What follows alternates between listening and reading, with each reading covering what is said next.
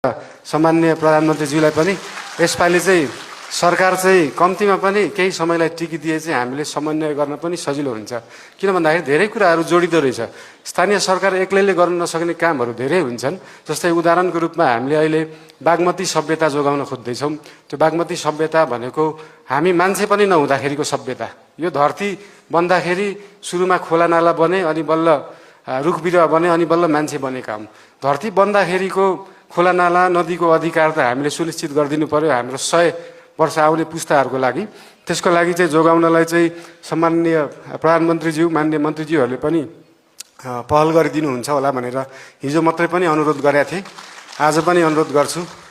पहिला चाहिँ हाम्रो भएकै सार्वजनिक सम्पत्ति जोगाउँ, खोला नाला जोगाउँ, त्यो पछि लिपुलेक पनि जोगाउँला, लिम्पियाधुरा पनि जोगाउँला, सबै चिज जोगाउन सकिन्छ। र यसका साथै आज यो कार्यक्रममा आइदिनु भएकोमा, प्रमुख अतिथि भएर आइदिनु भएकोमा धेरै धेरै हामी खुसी छौँ।